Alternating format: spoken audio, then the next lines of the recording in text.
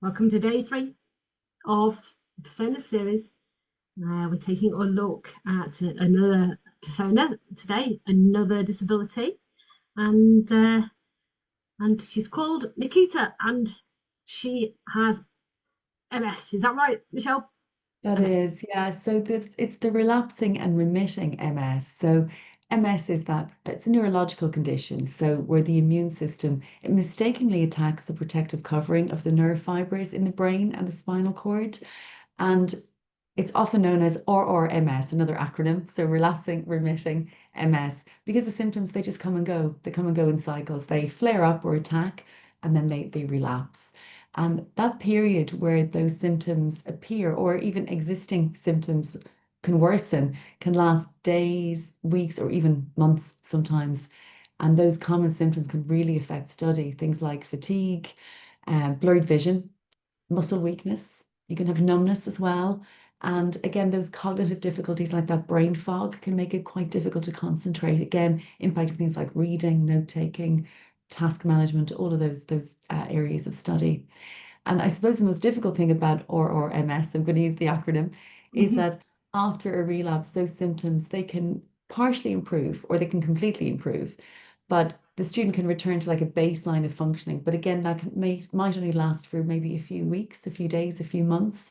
But what happens with this diagnosis is that um, the relapses again can be unpredictable, but sometimes it can develop into what's called a secondary progressive stage.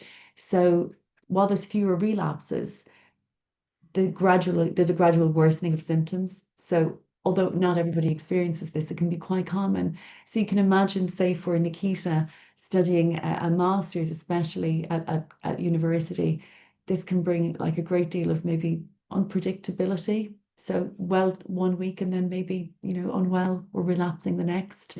Those fatigue and cognitive changes, can bring memory and processing issues, particularly when you have things like placement. So it's a very intensive course, isn't it? And of course, a lot of these symptoms are invisible. So they're not always immediately obvious to everybody that there is an underlying condition. I found as well with a lot of these conditions, for anyone that's joined us on the call today, that the NHS has a great website. It lists the A to Z of conditions, and it's really helpful to have a deeper dive or to delve deeper into those kind of symptoms of any given diagnosis. Just as an aside, that might be helpful, the NHS A to Z. Yeah, well, So that's good. yeah, it's really, really helpful because it will explain, the levels of severity, the different types, like whether it's primary or secondary, like in the case of MS. And again, it will give those symptoms, and it's a really good questioning tool I found over the years for a student because you can dig deeper with the student then to see are they impacted this way or another. So it's really, really helpful. I can pop the link in the chat if that's useful Yeah, as well. that's really useful. Yeah, it can be really helpful, particularly if you come across something, a condition that you're maybe not that familiar with or haven't come across before. It can be really helpful. Yeah, sounds very good. And like, And yeah, yeah, would students sometimes, I suppose they might have to extend the time they're at university because they've missed bits, and so they have to sort of retake modules. Do they often have to do that? yeah, absolutely. And I suppose particularly for DSA, which is what I'm most familiar with, you know, assessors will often refer a student to their disability support officer or their disability or well-being team to discuss those reasonable adjustments, any reasonable adjustments that can be made. So DSA is really that apex of support, isn't it? Backed up by Yeah, all the tools, technology, and sometimes NMH support that can be recommended with that kind of backbone of those university reasonable adjustments. Absolutely. yeah. Yes, we're going to have a look at, as we have done in the previous days, three options for Nikita, Peter. depending on which her most biggest area of challenge is. So I shall move on to the next slide to take a look at option A. Option A to do with And I think memory. with Peter as well, it's really about prioritizing, I think, those kind of light touch or low effort assistive technology tools. So I suppose given the nature of the difficulties and the nature of the course that Nikita's studying, things that are flexible, things that are mobile, that light touch word that I use quite a lot, that kind of low effort. So things like dictation, predictive text, and recording, they'll all help her to, really conserve that energy. And again, I suppose we've got the placement to think about too. So things like searchable notes, like Ivy, recorders, for those practical elements as well, where a mobile phone or a laptop might not be used. And that task tracking would be really important as well, wouldn't it, Mary, to make sure that even though health fluctuates, that Nikita has that consistent support. Yeah, like using the reflective part of the study key would be useful. Yeah, Like definitely. motivate her and make her realise, oh, she's not missed so much of the course. Maybe she might feel better if she's using a study key. Yeah. Yeah, definitely with that reflective, insight in there as well. Um, Mm, so that, tracking that progress and getting that kind of realistic viewpoint as well can be really helpful. yeah, definitely. Yeah, and you say like the light touch. I think with any assistive technology, that I guess students get very put off if there's a lot of options or a lot to learn about each thing. They're gonna sort of switch off because they're already overwhelmed, aren't they, with their Yeah, course? absolutely. And I think we said this yesterday as well. We did say it yesterday actually, that with option A, B, and C, so whatever nuance of the studies that are impacted, the tools that we're recommending from Aventido, they really are like that golden thread. So they can be used whether it's reading and writing, whether it's note taking, whether it's pacing, whether it's time management. So they really offer that golden thread across all areas of study. You can mix and match them, you can use them at different times and for different things. So yeah, that would be really helpful. Yeah, yes, and in so many different ways. It all depends on how she would work and what Yeah, works for her.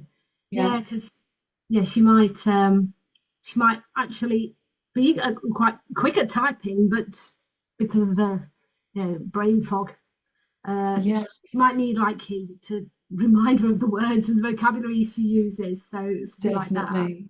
Yeah. Yeah. And like key medical could be recommended here as well, because Oh that yes. social care, social work aspect would sort of have an overlap with that medical terminology. So like key medical can often be recommended in those instances where it's not exclusively a medical or a nursing course, but it does have, a lean in to those subject areas like Yes. cognitive science, healthcare, all of those things would come under that banner of that social work, social care.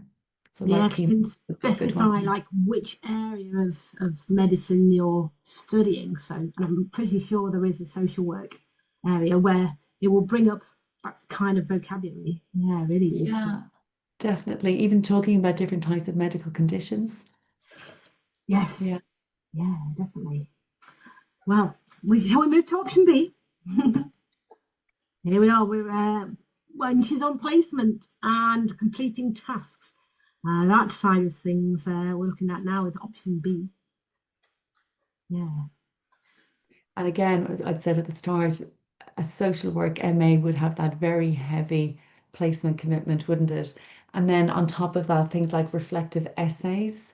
So, drawing that practical experience into probably a thesis, definitely a thesis at the end of um the course. And again, things like fatigue and brain fog, making that quite difficult, pulling all that information together. Yeah, and that's where like MindMeister will help her with, just showing visually what all Mm. her ideas and the structure of her work, Yeah, and pro study to help with making sure she's referencing her findings. And then MeisterTask is going to work really well with MindMeister because they're sister products, so then she's going to keep on task with her work in MeisterTask. Right. There was a question yesterday, and we didn't actually answer it live. I answered it through email, but it was an interesting question about um, a student who does need some help with keeping on task and completing on time, and whether it is a technology to make subtasks within a task and mm, making sure that they're in a calendar. And then that's exactly what MeisterTask does. You can keep it simple and have very basic tasks in different Kanbans and then move them along, keep it very simple. Or you can add tasks within tasks checklists, add links to different documents and links to websites, all within one task. So it can have a lot of content in my task, or it'd be a very simple way of just seeing the framework of a project, maybe. So yeah, you can use MeisterTask in detail or very basic. So Yeah. very, And sometimes it's nice, isn't it, Mary, in Meister task to just mark something as completed. It gives you that sense of fulfillment. it shows a little rocket zooming Yes, off. So absolutely. to help Yeah, you with yeah. motivation there. Really good for motivation. Yeah, Yes, definitely. yes. Right, we shall move on to option C.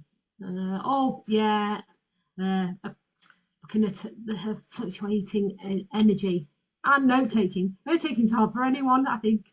But if she's struggling with fine motor, actually the actual act of making notes and Mm, having to concentrate and feeling very tired, maybe not processing it very well, she needs some tech to help. So yeah. this was option three. Oh, let's see. And again, you'll have those kind of varying levels of energy, won't you? So I suppose for low energy days and then those medium energy days. And again, looking at all the different types of ways this course is delivered. So lectures, you might have supervision meetings with a thesis supervisor, workshops, you might have, clinical placement and things. So you could use the LSP5 for those more confidential, like a digital voice recorder for those more confidential recordings with permission.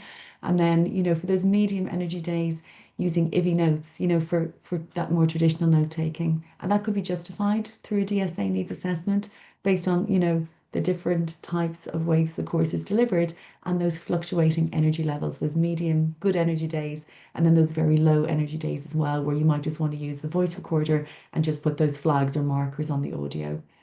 Great as well for personal reflections for those reflective essays. Yeah, and at least you'll feel if she was doing that and putting little marks where important bits of the lecture is, she'll she'll feel like, well, at least it was worth me going because I've got the Yeah. content there ready to use when I'm feeling a bit more um, awake Yeah. and a bit more Yeah, energized. absolutely. Back more, yeah, back into that kind of good phase again. Absolutely. Yeah. Yeah. Yeah. Yes. Wow. Yeah. So another very different student with different needs. Yeah. Yeah. And again, just showing how all of those things can be used together. And again, we've put those optional options, if you like, in there in that orange color as well, where other things could be introduced. So again, Dragon could be used if you're using the digital voice recorder to transcribe those recordings, couldn't it?